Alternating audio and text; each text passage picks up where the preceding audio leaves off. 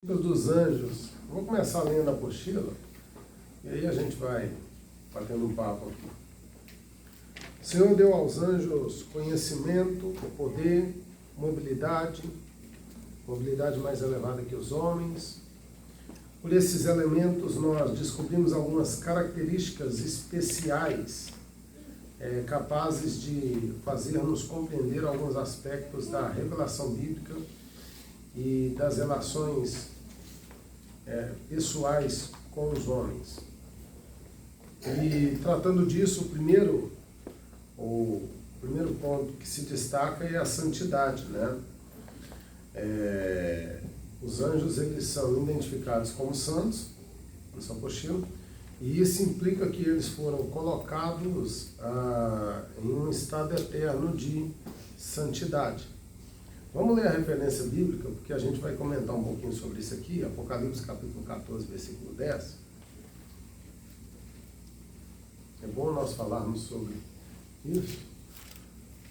Apocalipse capítulo 14, versículo 10. Usa para mim, por favor, a revista corrigida, por gentileza.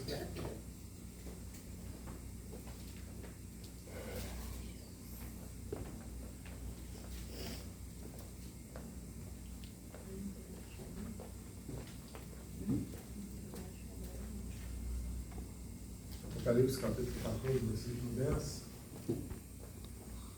Tá. Vamos lá. Essa referência aí, eu acho que a gente anotou errado, pastor. Está falando dos anjos. Está falando sobre os anjos aí. Vamos ficar só com a última parte. Porque o que nos interessa é a última parte do texto. Alguém consegue ler para mim, por favor? O Dona está na minha frente aqui.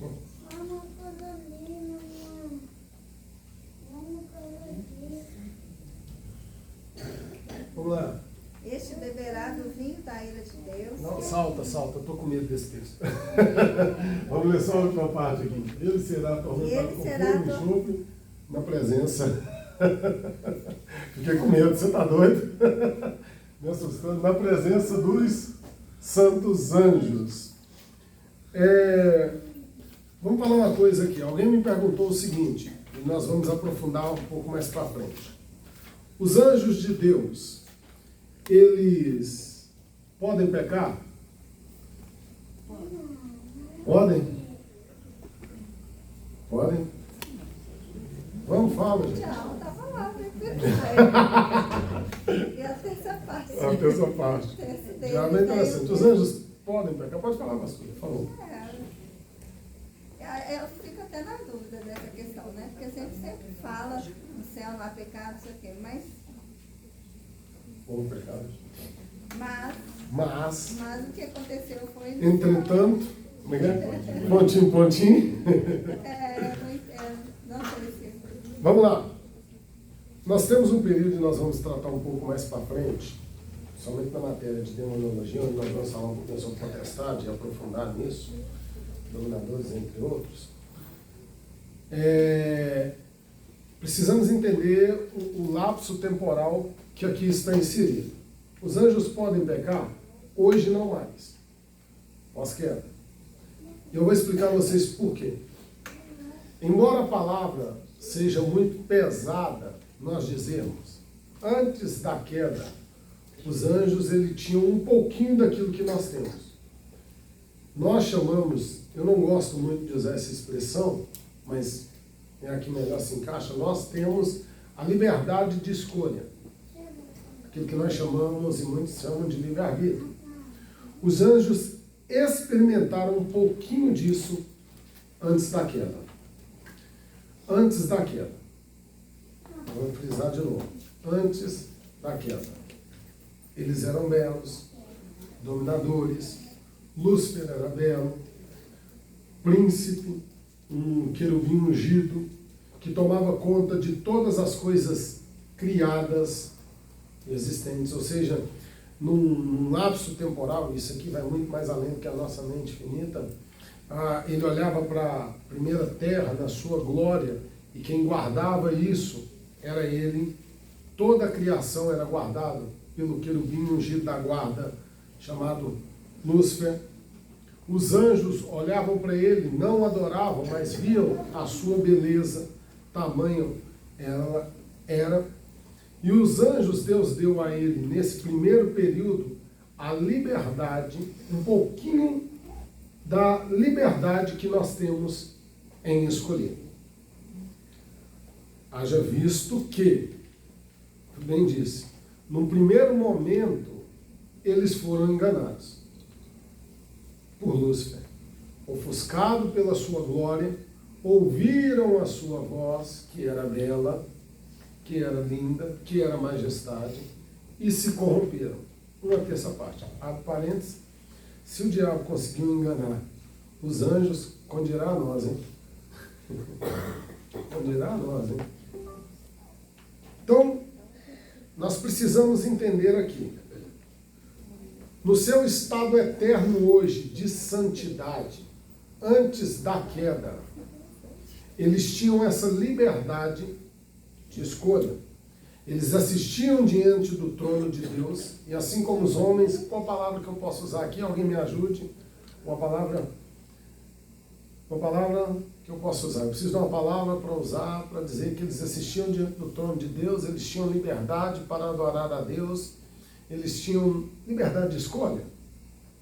Talvez eu possa usar essa palavra. Seria uma palavra muito forte, né? Para se aplicar aqui, mas eu vou usar essa palavra. Eles tinham uma certa liberdade de escolha. Tanto que eles escolheram seguir Lúcifer. Depois desse período de queda, Deus pega os anjos e os sela com santidade. Vocês vão assistir diante do trono de Deus, e aí logo em seguida vai falar da reverência, que eles estão sempre ao trono de Deus, diante do trono de Deus. Vocês vão ser selados com santidade, e agora vocês vão fazer o que está amando de Deus, ou seja, durante todo quanto tempo vocês louvam, vocês adoram, vocês serão espíritos ministradores enviados àqueles que hão de herdar a salvação. Vocês estão entendendo? Conseguem me acompanhar? Tem certeza? Eu acho que que vai acontecer com a gente vai tentando, é complicado, a gente vai tentando encontrar as palavras, né? Porque depois nós teremos um corpo transformado, Sim. que não vai mais secar. Né? Sim. Então, assim, eu acho que eles passaram por esse processo, né? Assim, a gente vai lendo sobre isso, vai vendo alguma coisinha sobre isso, e no frigir dos ovos é basicamente isso, né?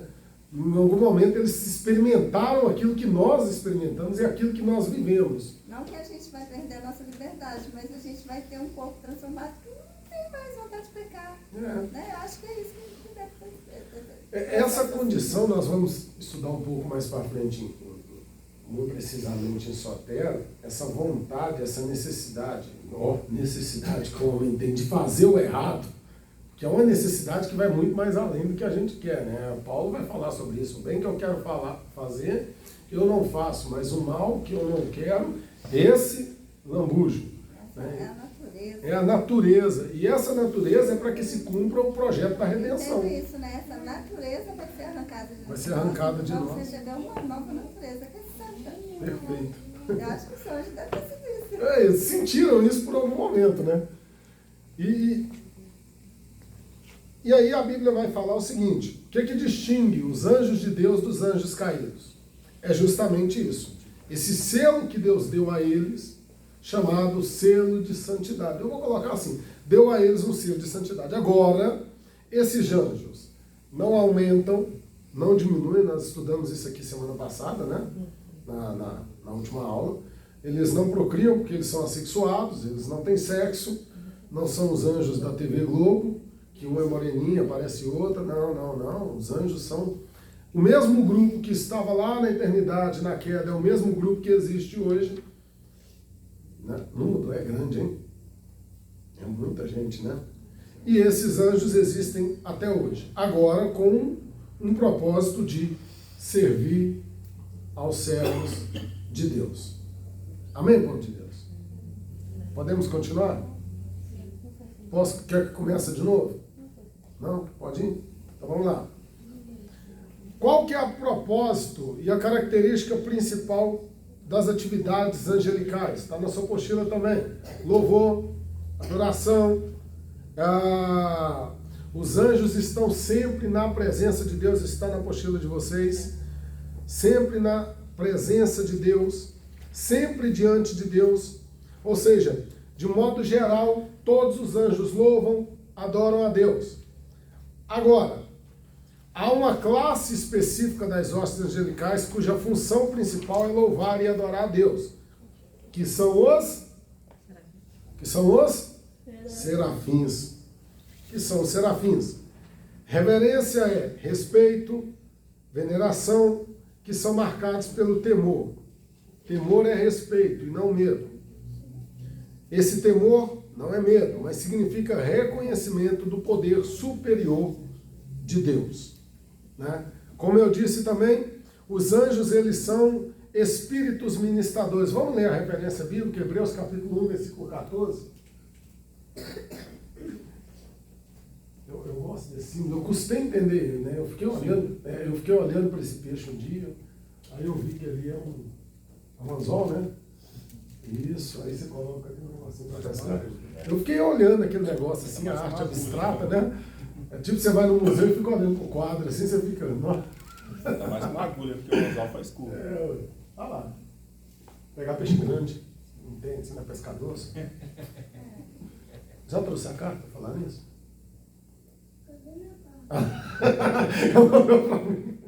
Vamos lá. Não são todos eles espíritos ministradores enviados para servir aqueles que serão herdeiros. Oi? Minha tradução é diferente. Aqueles que serão herdeiros da salvação. Ou seja, esse texto ele indica que esses anjos, eles exercem serviços especiais ao interesse do reino. Ou seja, vamos lá, querem anotar isso aí, por favor?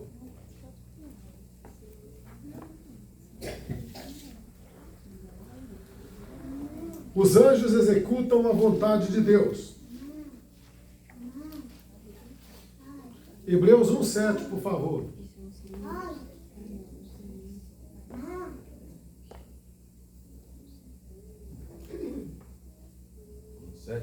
1:7. Quanto aos anjos diz, que de seus anjos faz ventos e de seus ministros labaredas de fogo. O escritor, o autor aos Hebreus, quem gosta muito desse texto são os pentecostais, os mais assim, né? O autor aos Hebreus, ele indica que a função angelical de serviço, quando ele diz assim, ainda quanto aos anjos, quem faz de seus anjos espíritos e de seus ministros uma chama de fogo. Ou seja, ele está destacando que os ministros de Deus estão a serviço de Deus para prestarem em favor dos santos dentro da vontade do próprio Deus. Ou seja, eles são instrumentos de Deus para que se cumpra a vontade de Deus aqui no plano da terra. Outra coisa também, os anjos cuidam e protegem os fiéis. Salmo de número 34, versículo 7. Crente tem anjo da guarda? Eu ia falar isso agora. Fala, pastor, fala. Porque, pelo que eu entendo assim, na Bíblia, eles são enviados, né, no momento de necessidade. Mas não quer dizer que acho que cada um foi um anjo da guarda. Oi? Os anjos se acampam ao redor. E aí? Salmo 91, 7, né? Tipo Isso assim, mesmo. então, Acho que eles estão sempre... são enviados. Não existe, vamos lá, essa doutrina de anjo da guarda, isso é entendeu, né? Isso foi lá, da outra tribo. Não se firma na Bíblia Sagrada, porque a pastora acabou de matar a charada, né? Eles são espíritos enviados por Deus para necessidades espirituais. Ora, Salmo de número 34, verso 7. Os anjos, eles são enviados por Deus para nos proteger. Situações. Porque a palavra, né? Talvez acampa ao redor, a pessoa dá aquele negócio que está sempre ali, de fato estão. E assim, né? Sempre existe um anjo, né? O anjo do Senhor. Aí acampa, dá a impressão que está sempre lá, né? E é bom que tenha esse aqui. Mas vamos lá para a semântica do seguinte. O anjo do Senhor acampa ao redor daqueles que o temam e o livram. Ou seja, o Senhor está à nossa volta, a todo momento. Aos seus serviços estão... É difícil explicar isso, né? É difícil entender isso. Ao serviço do Senhor estão os anjos, para intervir em determinadas situações a nosso favor. Por exemplo, os anjos estavam ao lado de Jesus no deserto? Sim. Sim. Depois que Satanás saiu, o que aconteceu? Vieram e... Então, peraí. Oi? Como se eles estivessem assistindo. Eles estavam assistindo. Esse é o... Né? A gente está rodeado de uma nuvem de testemunhas. Da glória! Esse é o ponto. Os anjos estão à nossa volta, mas só com autorização de Deus eles intervêm. Pegou a visão? Isso vale um glória a Deus. A glória, Mariana! Pelo amor de Deus. Brincadeira. Os anjos de Deus estão a serviço de Deus. Então, peraí, se existia anjo da guarda, por que os anjos?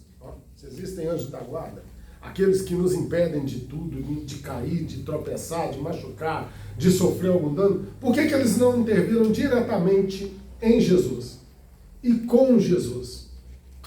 Por que eles esperaram todo o processo acontecer com Jesus? E nós estamos falando de Jesus, não estamos falando do Wesley. Vamos falar daquela em antropologia lá na frente. Porque não... Oi? Para cumprir, por isso que eles não interviram na hora ali, ué. De quem que nós estamos falando? De Jesus. De Jesus. Sim. Cumprir, né? E a nossa vida é diferente de Jesus, não querido? Nós pecamos. Mas por que eles não impediram? Podia ter lá arrancado. Propósito da salvação. Arranca que é trem na mão da Eva, pelo amor de Deus.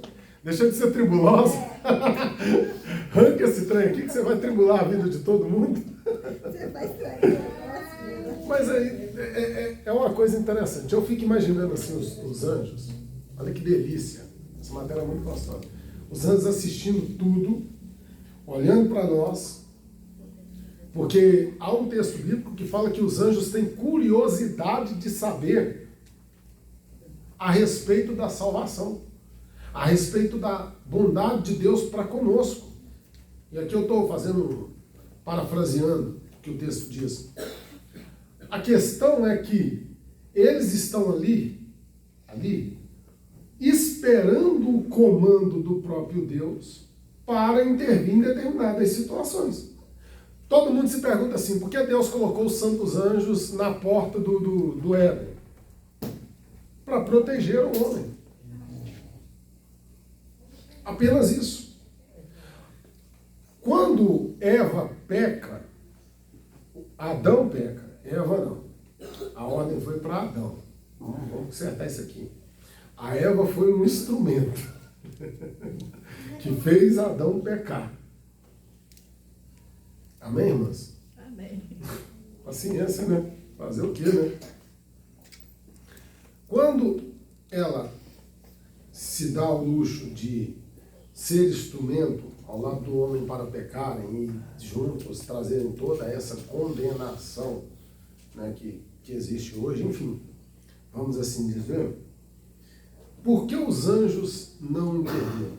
O plano de Deus, a partir do momento da criação da terra, trocando em miúdos, não era apenas criar um povo que se relacionava com ele sabendo que tinha... Olha o que eu estou fazendo aqui.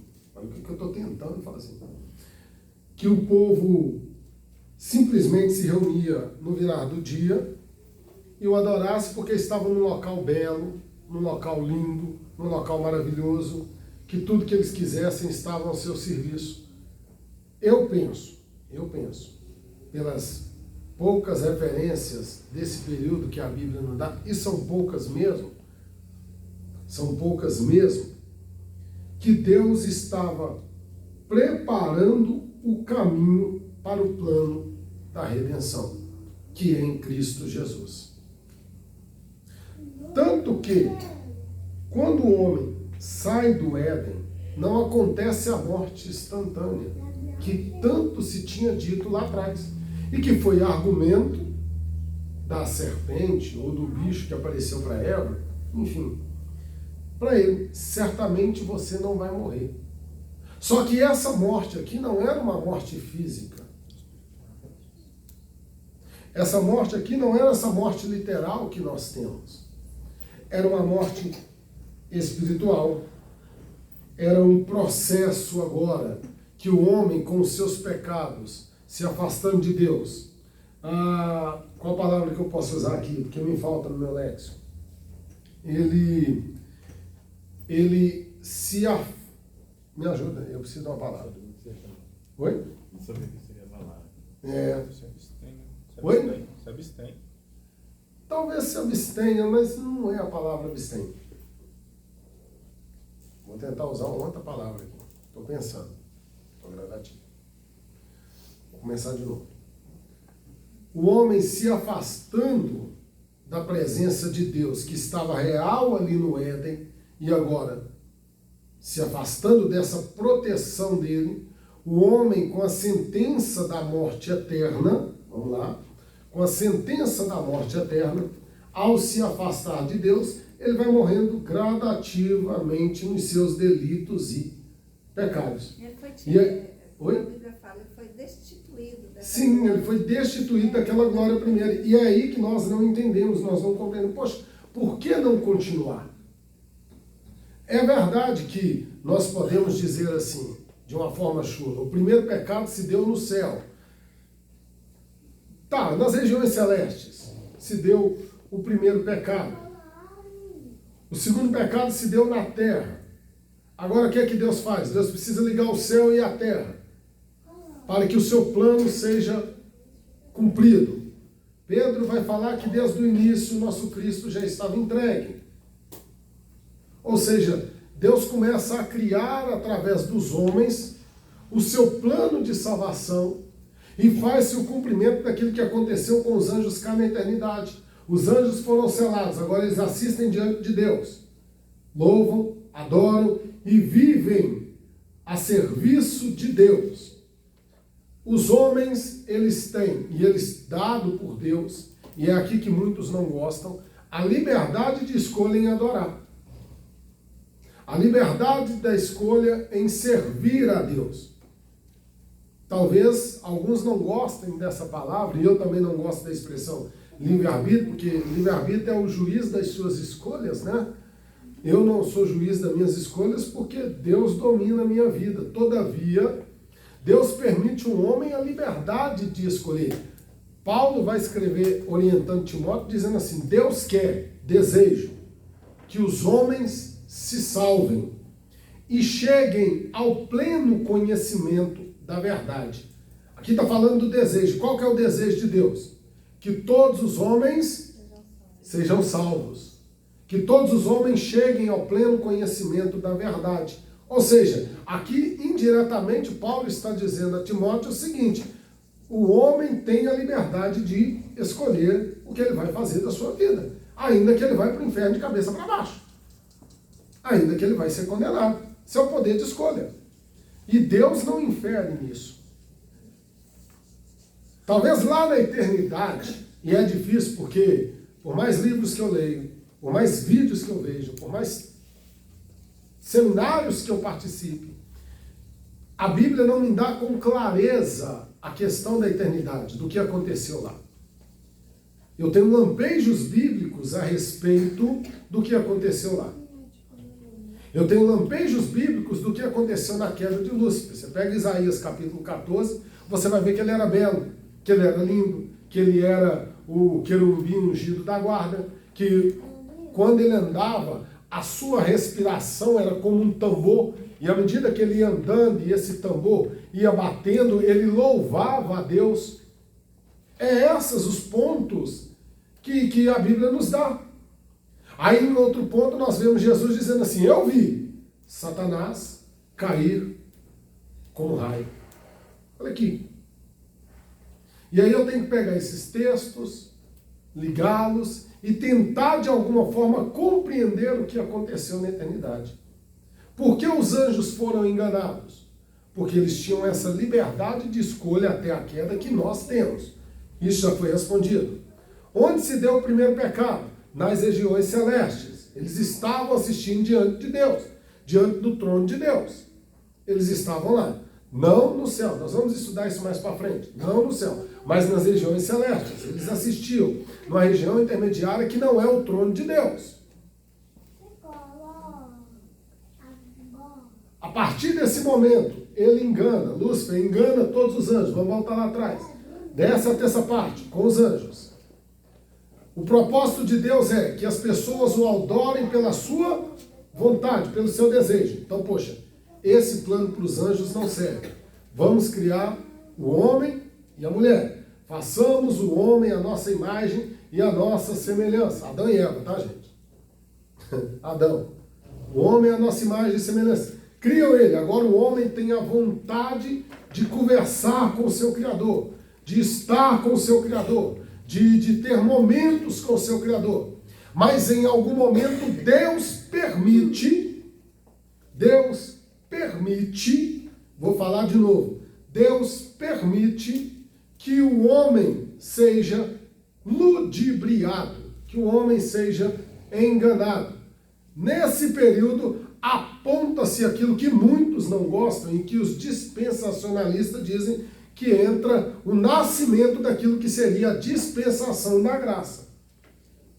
Por quê? Porque o homem, anotem e guardem bem isso daí, porque o homem, ele cai, e quando o homem cai, aí se manifesta a vontade de Deus, que é, agora os homens, por vontade própria, por causa dos seus delitos, por causa dos seus pecados, por causa das suas mazelas, eles se voltam para mim adorarem. E o desejo de Deus é guardar esse povo. Perceba o seguinte, olha o planejamento de Deus. Vamos pegar o planejamento de Deus e a gente já volta para a nossa matéria. Planejamento de Deus. O homem caiu. O plano está perdido? Não. A partir desse povo do homem caído, eu vou levantar um. Quem seria esse um? A semente da mulher, Cristo Jesus, que vai esmagar a cabeça da serpente. Beleza? Beleza. Até então, passa-se os períodos, os reinos se levantam, os homens se perdem, mas Deus a todo momento guarda um povo, se manifesta para esse povo. E aí vai aquele processo. Se manifestando nesse povo, destruindo os deuses, mostrando que ele é maior do que todos os deuses. 10 pragas no Egito, 10 deuses derrotados. Deus continua no deserto, vai lutar contra os cananeus, derruba os deuses dos cananeus. Deus vai lutar com os heveus, derruba com os heveus, os heteus, os amorreus, todos os deuses existentes. Vai para o desafio do Carmelo, destrói Baal. Deus começa a mostrar o seu poderio para que o povo se volte para ele. Para que as pessoas olhem para ele como um ser magnífico, acima de todas as coisas.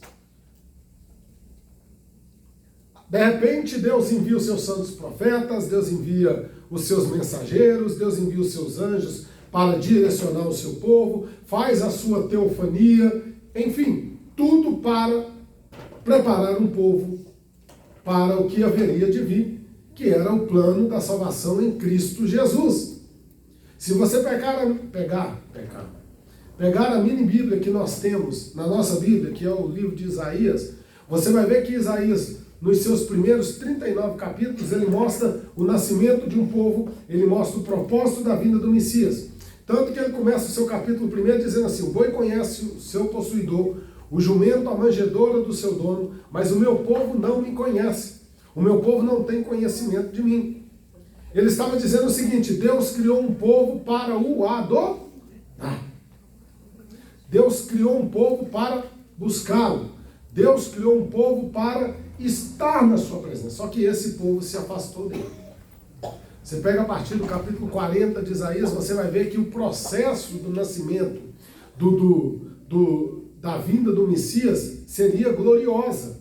E ele começa a nos mostrar como seria o reino e como seria esse Cristo, que se cumpre com o nascimento de Jesus em Mateus.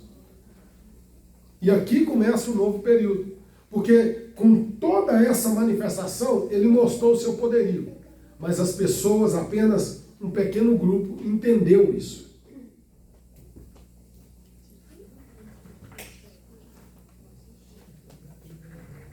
Qual que é o propósito de Deus para nós? Que nós o adoremos. Qual o propósito de Deus para os santos anjos após a queda? Que eles nos sirvam. Então, os anjos de Deus, eles são enviados por Deus para cuidar de nós, para nos proteger e para punir os inimigos de Deus. O povo que foi escolhido por Deus desde o início dos tempos, agora tem uma miríade de anjos para guardá-los, para protegê-los, para cuidar, para punir os inimigos amando de Deus. Dizem, pastor Doronel Camilo, grande pastor Doronel Camilo, um grande pregador, um dia perguntaram para ele assim, mas e o diabo? Quando ele estava falando sobre os anjos. E o diabo? Onde fica nessa história? E aí ele respondeu com uma frase que eu nunca mais esqueci. Ele disse assim, o diabo é o diabo de Deus. Ele é tipo um cachorro que você coloca na coleira. Ele vai até onde Deus permite que ele vá. Não vai além. Nós damos muito poder para Satanás. E a bem da verdade, vou contar um caso para vocês aqui. Eva deu um poder muito grande para o diabo. Vocês lembram da expressão da visita nas regiões celestes dos anjos de Deus, lá em Jó? Quando Deus faz a pergunta para Satanás, de onde você vem, o que ele responde? Oi? De rodear a terra. Não tinha o que fazer não, vagabundo. De rodear a terra. Peguei, pastor? Difícil, tá? De rodear a terra.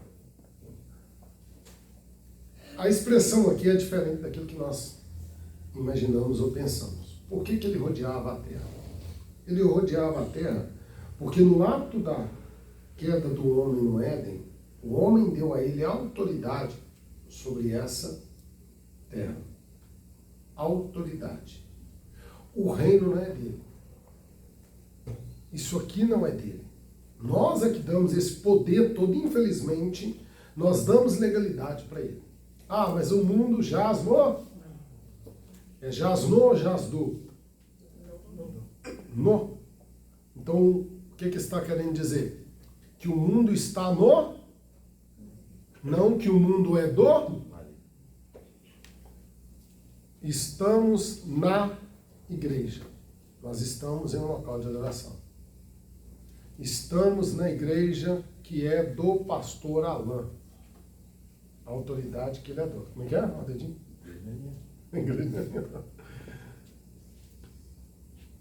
Nós damos autoridade. Até nós, que usamos os púlpitos para algumas prédicas, algumas pregações, nós falamos, porque o mundo é do diabo. O mundo não é do diabo. Salmo 115, 16. Pode ler. Pode anotar aí, viu? Salmo 115, 16. Os céus são os céus do Senhor, mas a terra deu a ele aos filhos dos homens. Isso é nosso. A terra é nossa. A terra é nossa. Só que nós entregamos, no Grace dos Homens, nós falamos aqui sobre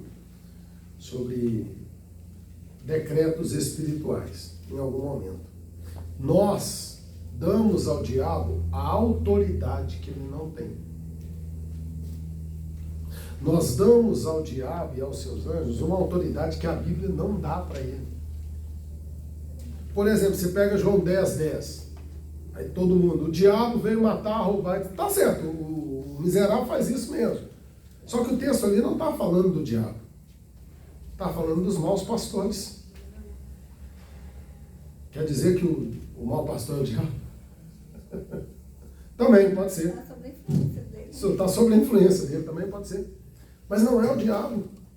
E aí nós damos uma autoridade espiritual tão grande para o diabo que a Bíblia não dá. Na verdade, o versículo ali que é melhor, né? Ele, põe ele de novo aí. A terra é nossa, né, num certo sentido, né? Mas foi Deus confiou ela para nós. Sim, para uso. Mais alto os céus pertence ao Senhor, mas a terra, ele confiou O Salmo à humanidade. 24 fala que tudo é de Deus. Tudo é de Deus. Do Senhor é a terra, o mundo e os que nele habitam. O problema nosso é que a gente está tão cheio de informações, de ministrações, que nós não conferimos, e aí que Deus levante em nosso meio o espírito dos bereanos, nós precisamos conferir e entender o que a Bíblia está dizendo. Compreender cada ponto, cada vírgula, para compreender o que a própria Bíblia está dizendo. Porque nós acabamos dando autoridade, o mundo espiritual é mais real e mais palpável do que isso aqui que nós estamos falando. Você pode não acreditar. Gente, agora fez calor, tá? Agora fez. Vamos esquentar. O cachecol. Tira o talento. Eu vou vir com isso amanhã. Amém. Fez calor agora. Corta que tá. Nós damos autoridade ao diabo que ele não tem. Vou repetir de novo, vocês gravam. O que é isso aí, meu Deus? É para fechar, você está abrindo? Ah, pelo amor de Deus, o que esse menino está arrumando? Um profeta. Não, pai, mas do ar. Aí vai fechar tudo. Vai ligar o ar. Vai ligar o Ah, ar? tem que fechar. Todos. Acontece. Você me faz me perder. Nós precisamos gravar isso daqui, anotem isso aí no cantinho da apostila de vocês, ou no bloco de notas, no que? Palavras do pastor Doronel Camilo. Até o diabo é o diabo de Deus. Eva lá atrás deu autoridade para ele passear nessa terra. Quando Eva e Adão comem do fruto, ele ganha liberdade espiritual para passear nessa terra, para copiar os feitos de Deus, porque o diabo não cria nada, ele copia tudo. Tudo! Só que ele copia e destrói. Por exemplo, Deus levanta os seus santos servos para louvá-lo, com vozes maravilhosas, com vozes lindas, que acalentam os corações com louvores maravilhosos. O diabo vem e levanta a Nida, que tem até, não sei se tem uma voz bonita, mas que canta até bem, mas que é uma porcaria que destrói a santidade de Deus, com aquelas músicas do inferno. Deus levanta o Jorge Mateus da vida, que rebenta com o coração dos crentes. Fica os crentes apaixonados por Jorge Mateus. E por aí vai. 2 Reis, capítulo 19, versículo 35, que eu pulo aqui, para a gente falar da classificação dos anjos. Os anjos punem os inimigos de Deus. Outro há para mim, Mateus, capítulo 13, versículo 49.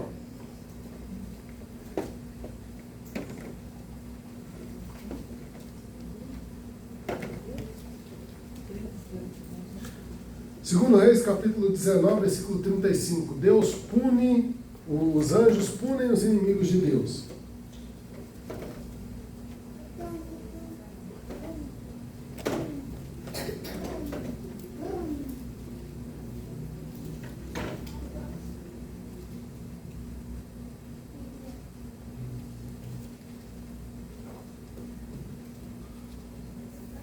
Naquela noite, o anjo do Senhor saiu e matou 185 mil homens no acampamento assírio. Quando o povo se levantou na manhã seguinte, o lugar estava repleto de cadáveres. Ou seja, os inimigos do povo de Deus são vencidos pelos anjos de Deus. Então nós estamos falando aqui que os anjos, eles andam, eles servem, eles existem a serviço e a mando de Deus. Após a oração do rei, Deus enviou o seu anjo para destruir o cerco assírio e dar vitória ao seu povo. Lá em Mateus capítulo 13, versículo 49 e 50, alguém encontrou?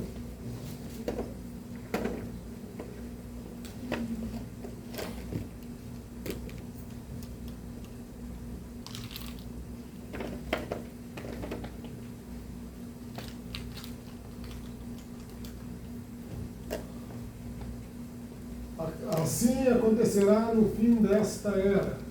Os anjos virão, separarão os perversos dos justos e os lançarão na fornalha ardente, onde haverá choro e ranger de dente.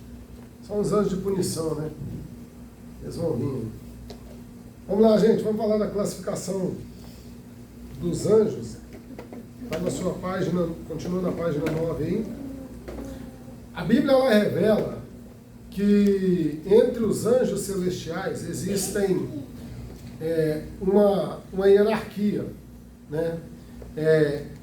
Em relação de subordinação entre várias categorias. Coloca aqui para mim Colossenses capítulo 1, versículo 16, por favor. Né? Colossenses capítulo 1, versículo 16 vai mostrar a graduação, né, com ordem decrescente. O que seria isso? Né? Vamos lá. Pois por meio deles... Oi? Troca, por favor. É isso mesmo, droga. Não, coloca para mim a RCA, por favor. Revista corrigida. Vamos lá. Tá, tudo bem. Continua. Oi? Arque.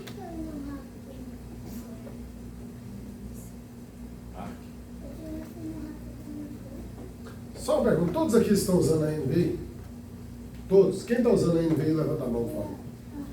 1, 2, 3. Usando a linguagem de hoje. Oi? Usando a linguagem de hoje. Então vamos continuar, não tem problema. Agora já foi. Mas agora já foi. Agora já foi. Vamos lá. Porque todas as coisas dele foram criadas, todas as coisas que há no céu. Essa daqui é a Bíblia corrigida fiel. Visíveis e invisíveis, sejam tronos, dominações, principados, sejam potestades. Todos foram por ele e para ele criados. Colossenses capítulo 1, versículo 16, mostra uma certa graduação na classificação também dos anjos. Ele vai falar de tronos, ele vai falar de dominações, ele vai falar de principados, ele vai falar de potestades. O primeiro termo, que é trono, é literalmente trono, e ele está fazendo menção aqui de algum tipo de trono. E a pergunta é, que tipo de trono é esse? Então anote aí, ou risca. Que tipo de trono é esse? Porque no nosso pensamento é no plano físico, uma cadeira para se assentar. Já na forma simbólica e espiritual, aqui não é uma cadeira. E aí nós entramos na classificação dos anjos que nós estamos falando. Apostila na mão. Deixa anotado no canto, vamos para a apostila. Vamos fazer uma ligação com a nossa apostila aqui.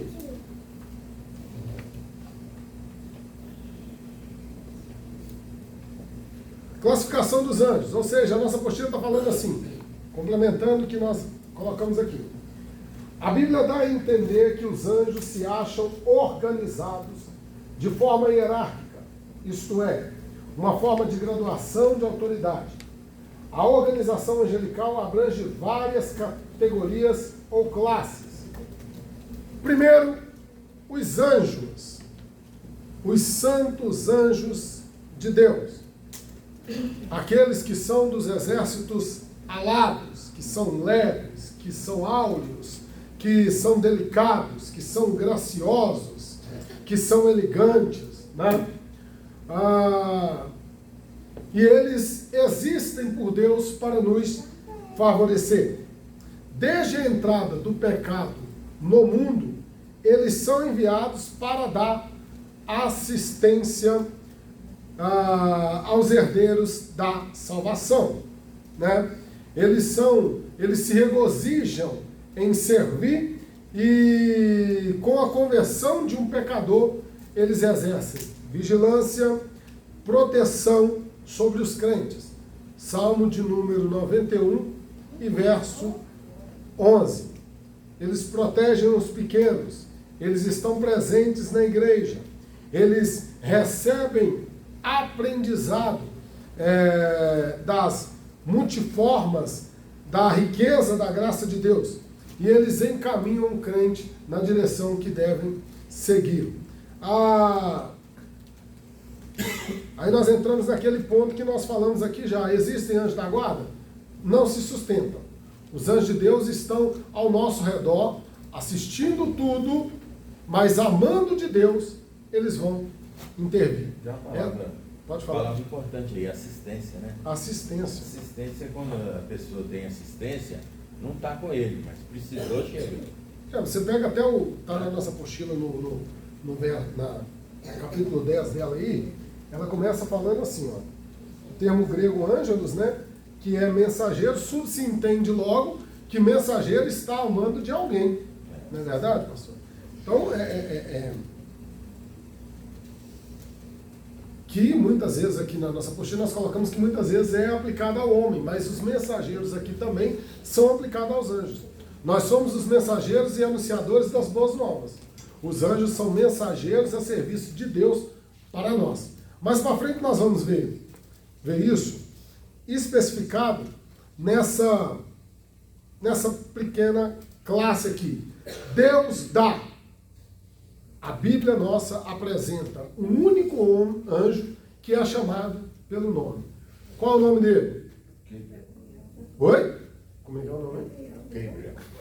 Isso é tudo errado, nem O que é? é Gabriel, Gabriel, isso é Gabriel. Isso é porque a gente chamava o Gabriel na escola lá de Gabriel. É mesmo? Esses momentos, essas doces lembranças, hein, Gabriel? A Bíblia chama a Bíblia. Cadê a Bíblia? Cadê a Bíblia? Não é a Bíblia que eu estou com o celular. Alguém levanta a Bíblia, aí tem a Bíblia? A Bíblia, essa, dá nome a apenas um anjo. Qual o nome dele? Gabriel. Os livros apócrifos, livro de Enoca, aquela bobagem toda, aquela seita toda, que as heresias toda, aparece um tal de Uriel, de Rafael, de não sei quem, não sei quem, tudo né? As bobagens todas lá, que não se sustentam. Mas a Bíblia, a nossa Bíblia, ela dá o nome a apenas um anjo, chamado de Gabriel, o homem de Deus, o mensageiro de Deus, aquele que se mostrou forte. E destaca que ele só aparece na Bíblia Sagrada em assuntos especiais. Então esse negócio dessas músicas que tem por aí, chegou o anjo Gabriel, não chegou não, tem nada a ver com... Não chegou, é mentira, não tem nada a ver, conversa fiada, não é verdade. Tá bom? Beleza? Ah, irmão, tô sentindo o Gabriel aqui. Tá não, mentira, é engano, tá não. Tá não, de jeito nenhum. Olha lá. Não, nas bobagens. Irmãos, o anjo Gabriel está aqui. Ah, não tá. Gabriel apareceu na Bíblia quantas vezes? Quantas? 3 vezes. Quais são elas? Na hora do... Vamos lá. Assuntos especiais. Vamos lá. Pastores, né? Daniel capítulo 8, versículo 15 e 17. Wesley, mas na Bíblia fala de Miguel também. Não, Miguel não é anjo. Vamos lá, Miguel é arcanjo. Mas aí é hierarquia, né? É hierarquia. Ele é um anjo, não deixa de ser anjo. Mas Sim. hierarquia, né? Nós estamos falando da classificação dos anjos. Anjo, mensageiro. E é bom falar do abençoado Miguel, que Miguel ele tem uma participação muito especial no contexto bíblico, eu vou dar destaque para ele aqui. Porque ele não entra apenas na questão do anjo. Vamos chegar lá no quarto. Vamos chegar lá. Vamos continuar aqui.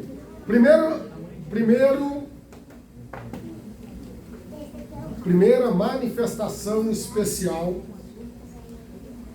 do menino Gabriel, do anjo Gabriel. Ele se apresenta a Daniel. Ele é destacado por assuntos especiais. Ele revela o futuro ao interpretar uma visão. Daniel capítulo 8, versículo 15 até o 17. Já em Daniel capítulo 9, dos versículos 21 a 22, ele dá entendimento. Sentiu frio, pastor? Ele dá entendimento, a instrução a Daniel, no ano de 523 a.C. Em Lucas capítulo 1, versículo 13 e 19, ele anuncia outro fato importante, que é o nascimento de João Batista. De João Batista. E em Lucas capítulo 1, versículo 26 ao 27, ele anuncia o nascimento de Jesus. Todas essas manifestações e outras que nós podemos citar de Gabriel está ligada diretamente a acontecimentos direcionados a Israel e ao seu povo. Você não vai ver e não vai existir uma referência bíblica ligada a Gabriel, à igreja hoje. O anjo Gabriel, ele é direcionado por Deus, biblicamente falando, em todas as suas manifestações, o único anjo que trata esses assuntos especiais, esses avisos especiais, diretamente ao povo judeu. Indiretamente a nós outros, porque quando anuncia o nascimento de Jesus, estamos ligados. Segundo, querubins. E nós já vamos chegar no Miguel. Essa classe de anjo aqui, está na nossa apostila. Essa classe de anjos aqui, criados por Deus, se destaca pela ligação que eles têm com o trono de Deus. A palavra querubim no original hebraico é querub, que tem o sentido de guardar, de cobrir. Eles aparecem pela primeira vez na Bíblia Sagrada, lá em Gênesis. Lembra dos anjos que ficaram na porta do Éden? Gênesis capítulo 3, versículo 24. Para guardar a entrada oriental, a fim de que o homem que havia pecado contra o seu Criador não tivesse acesso ao caminho da árvore da vida. Deixa eu voltar aqui, lá atrás, porque nós falamos sobre os tronos de Deus. Vocês lembram disso? Colossenses 1,16. Vamos falar do trono de Deus? Vocês anotaram aí? Então vamos lá. A expressão trono de Deus, coloca Colossenses 1,16, por favor. A expressão trono de Deus não tem um sentido literal de cadeira, mas aqui em Colossenses 1,16 refere-se a uma classe de anjos. Trono, em Colossenses 1,16, refere-se a uma classe de anjos. Ele criou todas as coisas no céu e na terra, as visíveis e as invisíveis. E aí começa a classe. Tronos. Está ligado aqui a uma classe de anjos. Não é literal. Trono, cadeira, local para o monarca se assentar apenas. Não. Está ligado, vou falar de novo, à majestade, à soberania de Deus. Ou seja, é possível que quando se refere a essa classe de anjos, que nós chamamos de trono, esteja se referindo aos querubins. Que os querubins estão diretamente ligados a esse tipo de atividade real que é o trono de Deus.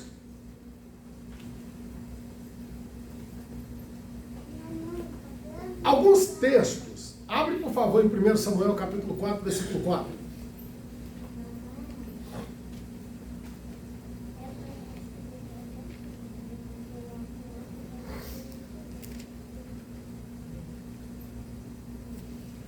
Primeiro Samuel, capítulo 4. Eu vou ter que ir lá onde Roberto Carlos.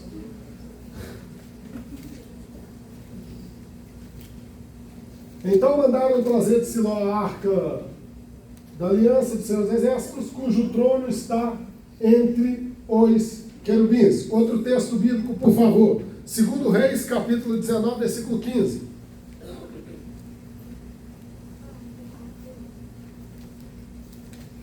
Esses textos que nós estamos fazendo inferência, de alguma forma, eles inferem diretamente que o trono de Deus estando entre os querubins, você vai perceber que inclusive no Salmo de número 80, verso 1, e no Salmo de 99, verso 1, você sempre vai ver que o trono de Deus está entre os querubins. Logo, a compreensão bíblica para a expressão tronos de Deus é uma classe de anjos, ou os querubins, que são o trono de Deus, quiseram ser os tronos de Deus. Salmo de número 99, verso 1.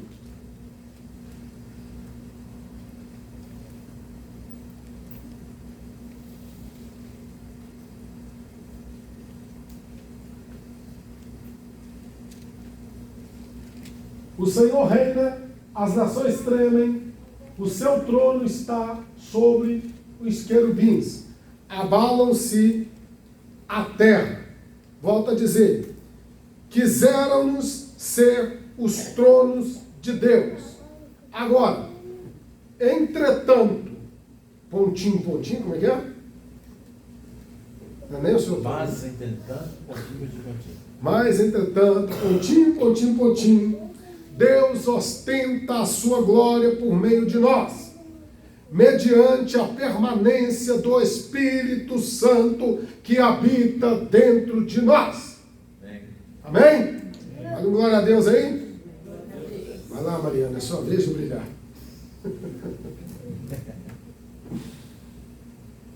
Ô Wesley, parece também que essas hierarquias aí, elas, como o diabo copia tudo, né? Aí também tem essas mesmas classificações para maligno. Sim. Né? E o trono, como se diz, ao próprio, né? Satanás lá fica no trono, aí ele vai ter principados, potestades, dominadores, vai ter também. Aonde a Bíblia fala lá que a gente luta contra isso. Né? Sim. E nós temos a Bíblia, mostra um querubim desviado, né? Se você pegar, então vamos continuar aqui fazendo uma pequena exegese de Colossenses 1,16 para a gente voltar para cá, que está dentro do texto que a gente está. Vamos lá, gente. Vamos pegar rápido. Domínios, Colossenses 1,16, é outra classe de anjos que se apresenta, que não é o termo grego, kuriotes, ele tem o sentido de soberania, de dominação. Está em Efésios capítulo 1, versículo 21. Quando fala, o pastor falou dessa classe especial de anjos dominadores, essa classe especial de anjos dominadores, ou domínios, como vocês queiram, ele tem a função principal de executar as ordens de Deus sobre as coisas criadas. Aí, ó, passou um anjo aí. O apóstolo Paulo diz que esses anjos executam as ordens divinas sob a autoridade de Cristo. Submete-se pelo contexto doutrinário do papel dos anjos, que essa classe de dominada ou dominadores age de forma executiva sobre o universo, sobre determinada esfera espiritual. Esses domínios ou dominadores aqui está se referindo à classe de anjos que nós citamos no primeiro momento, que são aqueles que são enviados para executar a vontade de Deus. Então vamos voltar para a nossa apostila? Pega a apostila, vamos lá, aqui lá. Os anjos, que são fazem parte do exército alado de Deus, que são os escolhidos de Deus, página 9.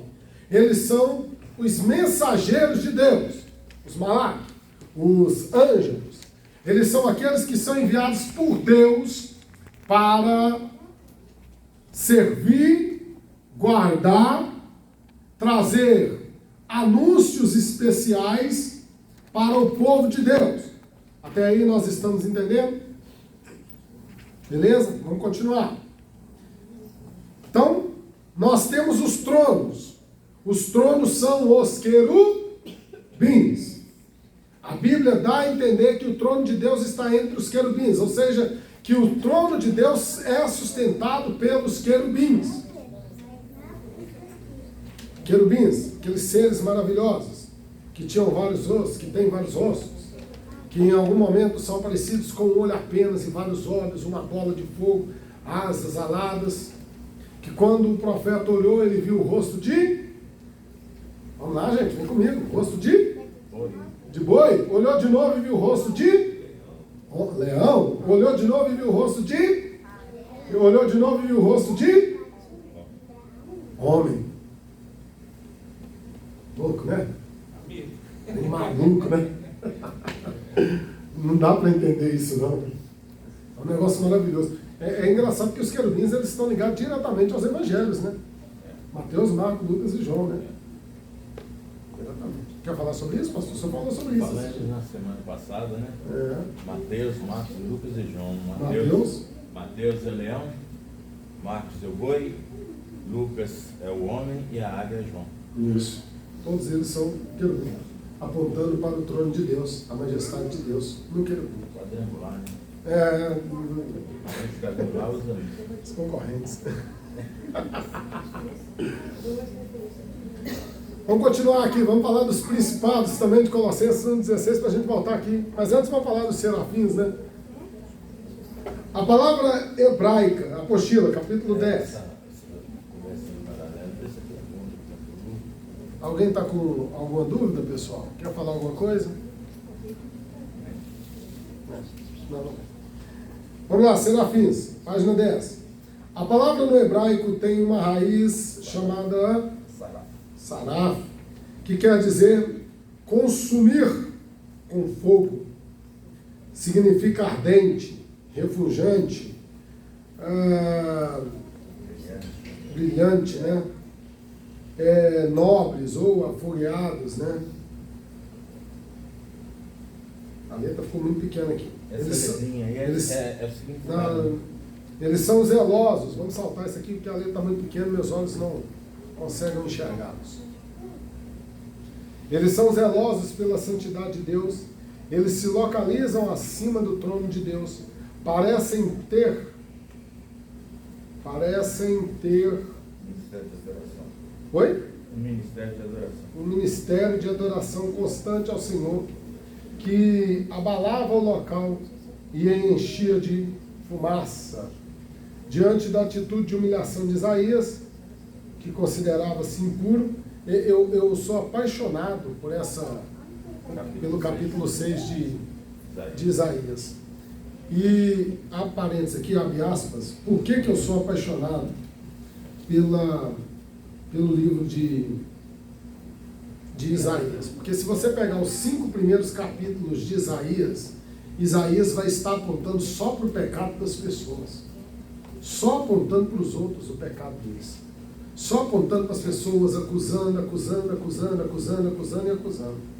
No capítulo 6 ele vê o trono de Deus, e aí ele não olha mais para as pessoas, ele olha para ele. Isso é uma lição importante para nós. Enquanto nós estamos olhando o defeito dos outros, nós não estamos olhando o nosso pecado, que nos impede de ver a glória de Deus.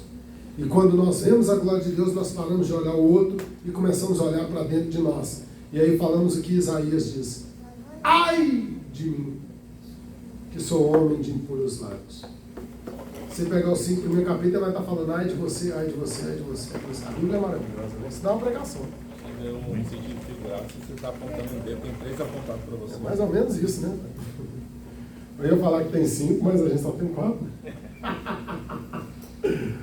Vamos lá, pessoal.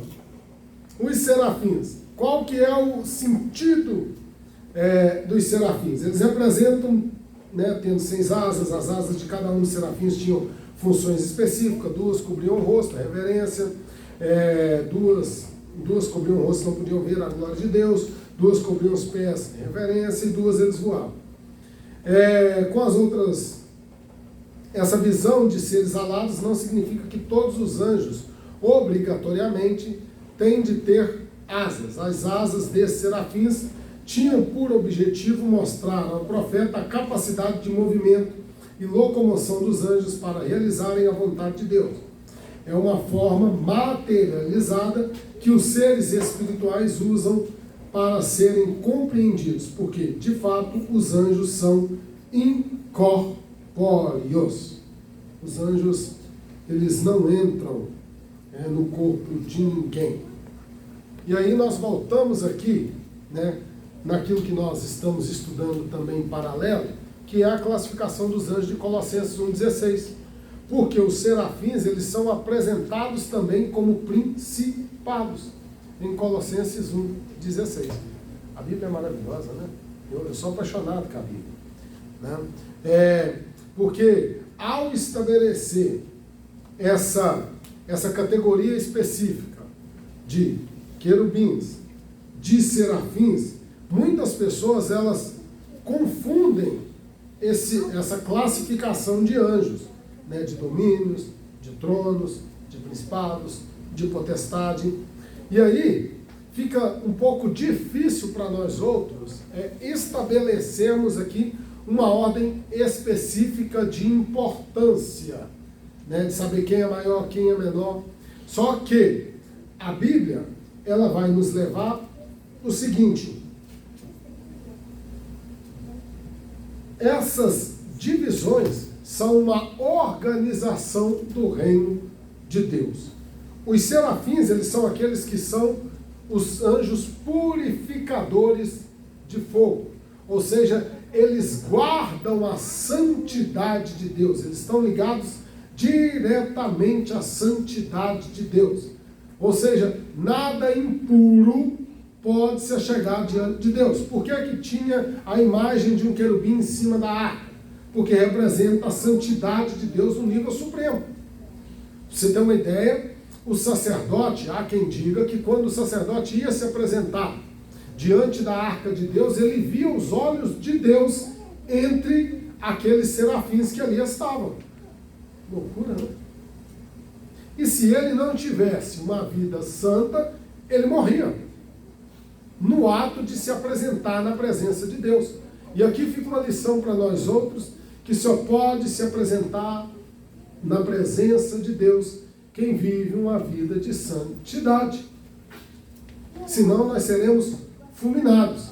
E tem gente que já morreu há muito tempo, só que não percebe. Então, os sepulcros caiados, né? Eles estão belos, eles estão indo. A palavra principado significa príncipe. E os serafins da Bíblia, eles são príncipes de Deus, porque ele se refere à santidade de Deus. Ou seja, nos reinos, aqui, príncipes são aqueles que regem, que dominam, que tomam conta de territórios específicos. E os principados, em Colossenses capítulo 1, versículo 16, eles são serafins, que guardam a santidade de Deus e regem regiões celestiais, mantendo o equilíbrio da santidade de Deus. Lembra no início do que nós falamos, que os anjos de Deus não podem pecar? Perceba que existe um controle hierárquico aqui, subordinado à vontade de Deus. Gente, o reino de Deus é muito organizado. O reino de Deus ele é perfeito. O reino de Deus ele não tem erro. O reino de Deus tudo trabalha em sintonia. Nada é construído na frente do outro. Cada um tem a sua posição bem direcionada. Vamos correr aqui, pessoal. Arcanjos. Vamos falar do arcanjo?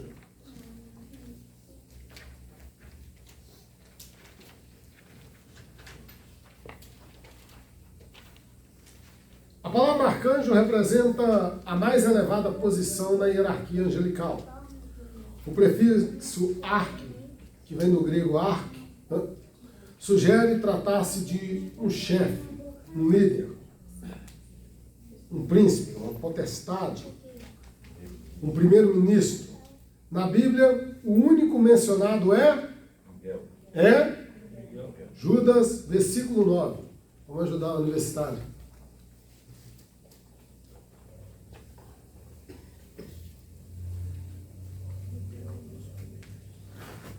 Está com a mochila aberta aí? Continua lendo.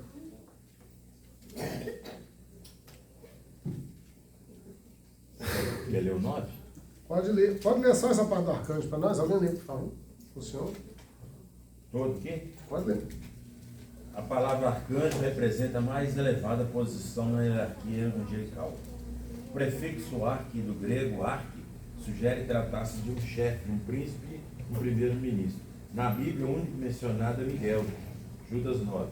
Entre os livros apócrifos, existe o livro de Enoque, que apresenta 7 arcanjos, a saber, Uriel, Rafael, Raquel, Saracael, Miguel, Gabriel e Raguel.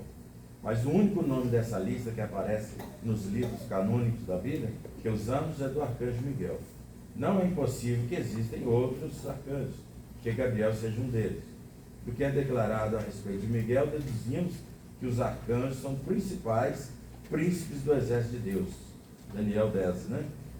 Miguel, que significa quem é como Deus, é um anjo guerreiro, um campeão dos exércitos de Deus, lutando contra os demônios da Pérsia e Grécia, lutando contra o dragão, Satanás, lutou com o diabo pelo corpo de Moisés. O arcanjo Miguel se destaca biblicamente como uma espécie de administrador e protetor dos interesses divinos em relação a Israel. Ele é denominado príncipe dos filhos de Israel, porque é o guardião dessa nação. Na visão apocalíptica e escatológica que João teve na ilha de Patmos, o arcanjo Miguel surgirá como grande comandante dos exércitos celestiais contra as milícias satânicas, representados pelo dragão, símbolo de Satanás. Na vinda pessoal de Jesus Cristo, a primeira fase de convocação dos remidos do Senhor, a Escritura não dá nome ao arcanjo, mas declara que a voz do arcanjo será ouvida pelos mortos santos, os quais ressuscitarão e se levantarão de suas sepulturas para ir ao encontro do Senhor nos ares. Essa é forte. Arcanjo é forte. Arcanjo é forte. Porque você pega a expressão arcanjo, ou arcângelos, né, do grego, que refere-se não a uma classe, a gente precisa corrigir isso aqui, mas uma posição elevada, angelical, superior, ou seja, você tem o presidente, o rei, você tem o primeiro-ministro, pronto. Não tem mais ninguém, não tem parlamento, não tem quem, tem o primeiro-ministro, tem quem fala em nome do rei, tem quem entra lá e domina. Seria uma incongruência da minha parte muito grande afirmar que existe um pluralismo de arcanjos na Bíblia Sagrada, quando diretamente a Bíblia não a mostra diretamente. A Bíblia, ela, de uma forma espiritual, ela traz algumas situações de manifestação do arcanjo agindo a mando de Deus. Foi citado o corpo de Moisés, foi citado Josué, Apocalipse capítulo 19, 10, o alarido de trombeta e a voz do arcanjo em 1 Tessalonicenses, né, Judas 9, né? É muito delicado nós apreciarmos essa matéria, né, dizendo que outros anjos ocupam essa posição tão alta como de arcanjo. seria uma incongruência muito grande dizendo assim, existem outros arcanjos, quando a Bíblia não dá. Porque semelhante a essa posição, que é a posição de um grande líder, só existiu um que foi destituído por causa da sua vaidade. O que eu quero dizer? Eu quero dizer que as demais classes são seres celestiais que agem de forma específica na organização do reino espiritual de Deus, né? Algumas pessoas acreditam que Josué capítulo 5, versículo 14, é uma referência clara do arcanjo, porque menciona o seguinte, coloca aqui 5,14, por favor, de Josué.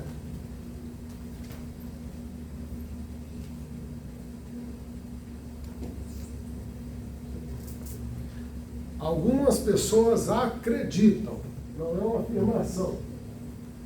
Nenhum respondeu, venho como comandante do exército do Senhor. Vamos frisar essa primeira parte aqui. Venho como comandante do exército do Senhor. Abre aspas, em outras traduções, sou príncipe do exército do Senhor. Entretanto, vale notar 2 pontos aqui que colocam em xeque essa afirmação. Apocalipse capítulo 9, 19, versículo 10, vai falar que o anjo se prostrou com o rosto em terra. Josué, ele se prostra com o rosto em terra quando tem esse encontro aqui. Na última aula, foi-se falado que os anjos, eles não recebem, ou seja, quando Josué se prostra com o rosto em terra, o anjo não fala nada, ou o arcanjo não fala nada.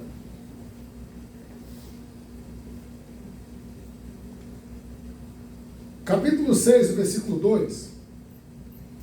Quem dirige a palavra a Josué em resposta é o Senhor. Aí, capítulo 6, versículo 2. De Josué, pode continuar, por favor. Josué, capítulo 6, versículo 2.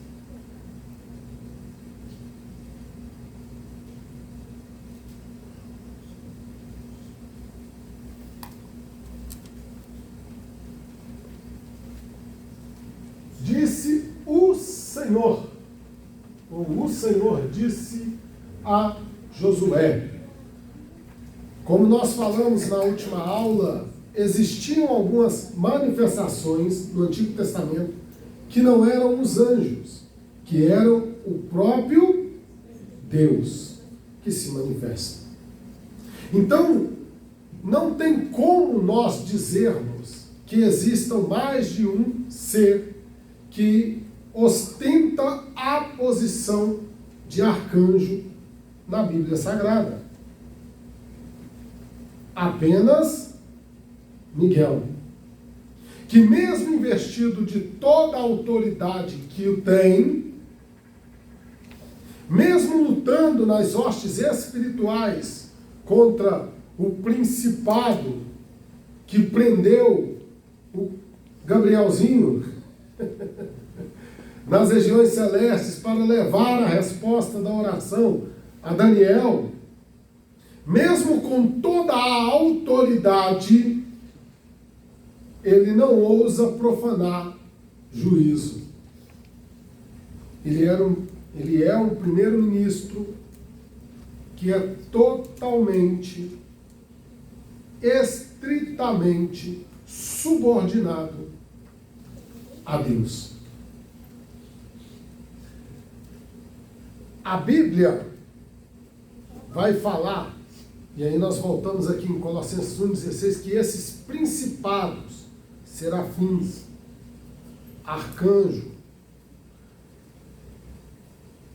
eles são dotados de tamanha autoridade por Deus, arcanjo 1, que eles agem contra, a todo momento, contra as hostes malignas do diabo.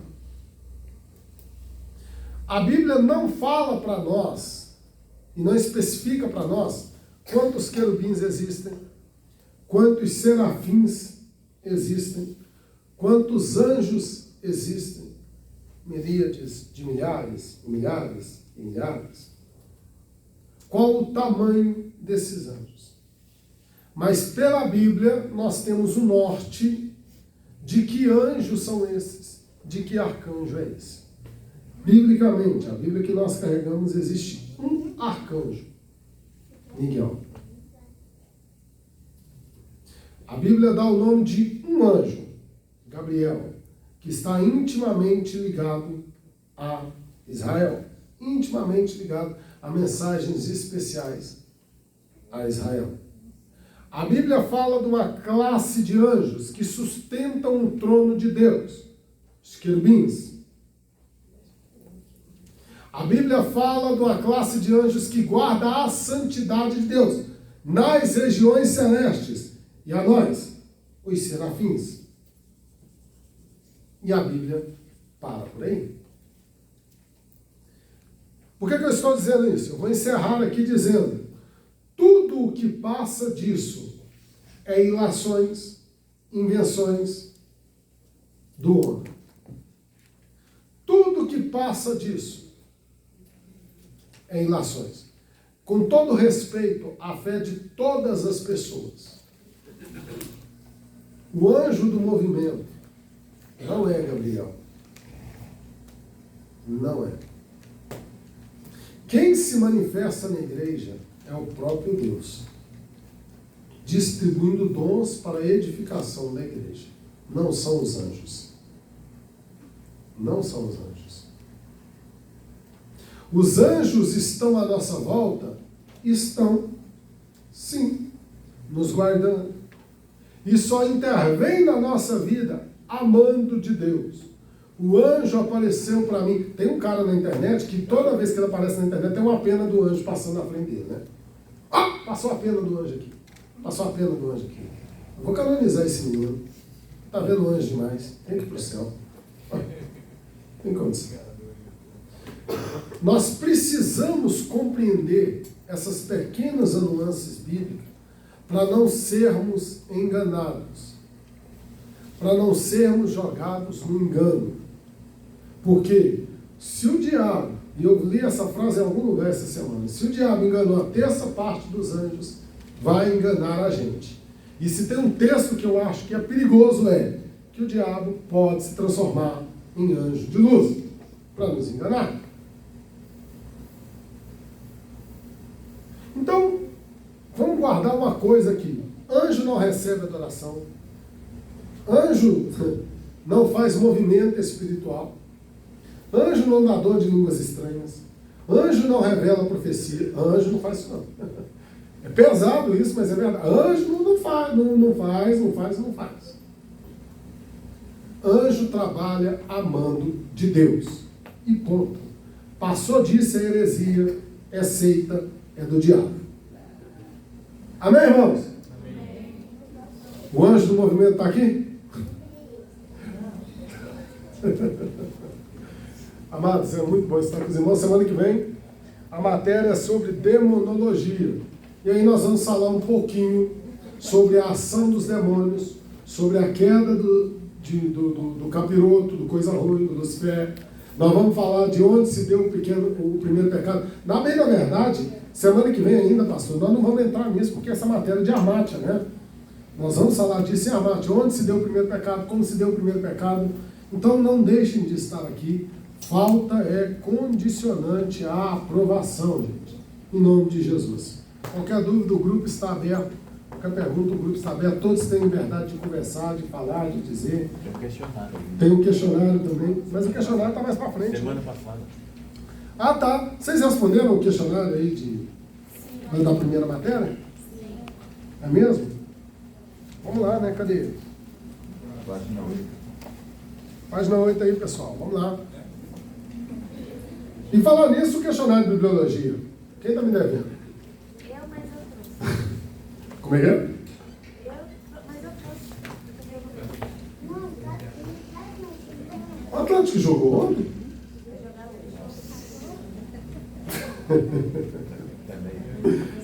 Já estão preparados, né?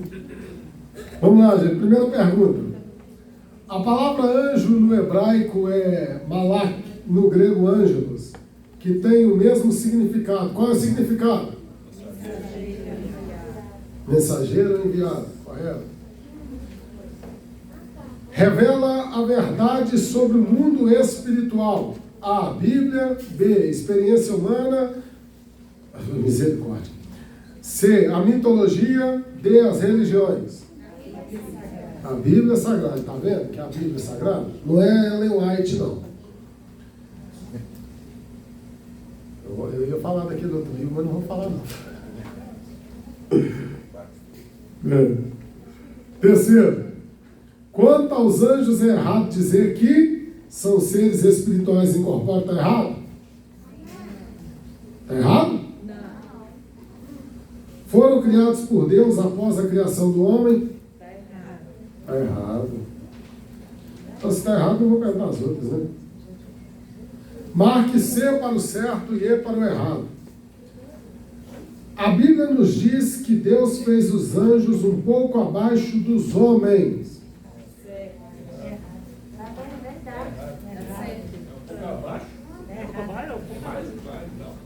Vou ler de novo. A Bíblia nos diz que Deus fez os anjos um pouco abaixo dos homens.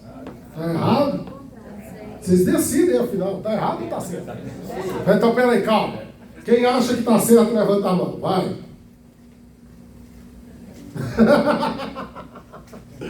Quem acha que está errado? Por que está errado? Gabriel. Gabriel? Que a Bíblia diz que Deus fez os anjos, o homem um pouco abaixo dos anjos. Correto. Tá vendo? Vocês conhecem? É o Gabriel, né? O Gabriel, Ele só inverteu, né, aqui no caso. A Bíblia não diz, ela está escrita. Para ver se está pegando. Os anjos têm relação com o espaço e o tempo e podem estar em 2 lugares ou mais lugares simultaneamente? Oi? Sim? Mas é errado.